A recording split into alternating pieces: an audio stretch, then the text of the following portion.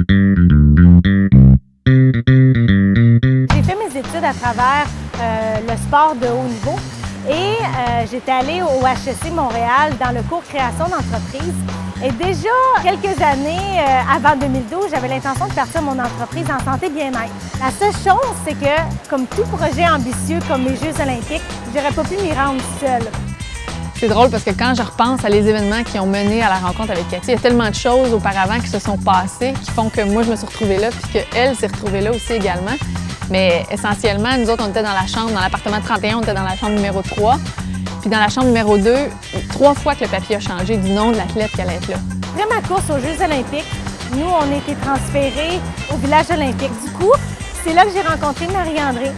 Puis là, pour moi, ça a été vraiment un coup de cœur. Je me suis dit, c'est avec cette fille-là que j'aimerais partir mon projet d'entreprise parce qu'elle avait le je ne sais quoi, puis je me dis qu'ensemble, on pourrait faire quelque chose de vraiment extraordinaire. Je l'ai trouvée super enjouée, super énergique, positive. C'était une belle rencontre. Je me rappelle, en quittant les Jeux, elle m'a dit « Prends-toi pas une job tout de suite, attends-moi, dis-moi, faut que je finisse ma saison, puis on se reparle plus tard. » À ce moment-là, j'aurais jamais pensé que ça allait culminer par un partenariat d'affaires. Moi, je savais pas c'était quoi le projet que Cathy avait en tête à ce moment-là. Fait que moi, ma dernière Coupe du Monde qui était à Cancun, au Mexique, la veille, j'étais encore en train d'écrire mon plan d'affaires parce que j'avais hâte de le présenter à Marie-André. Finalement, on s'est rencontrés à Montréal, je pense que c'était le 6 novembre, ou autour de ça.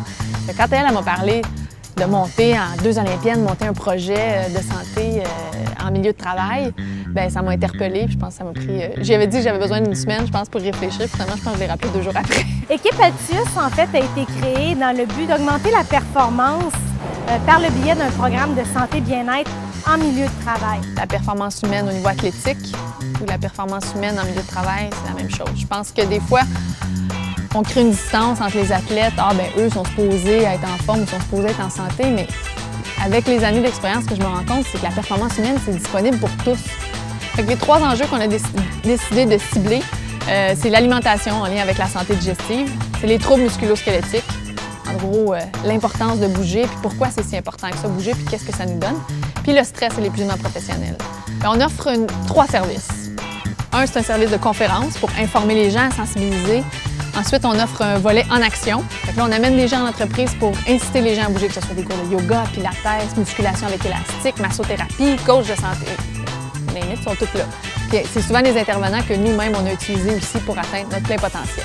Puis on s'est dit pourquoi pas créer un site Internet interactif où les gens vont pouvoir cumuler des points, voir leur progression à travers le temps, où les gens vont pouvoir se comparer d'une fois à l'autre au niveau de leur santé. Donc, c'est vraiment toujours par rapport à toi en tant que personne, comment tu t'améliores. On sait que si on est en bonne santé, on performe mieux.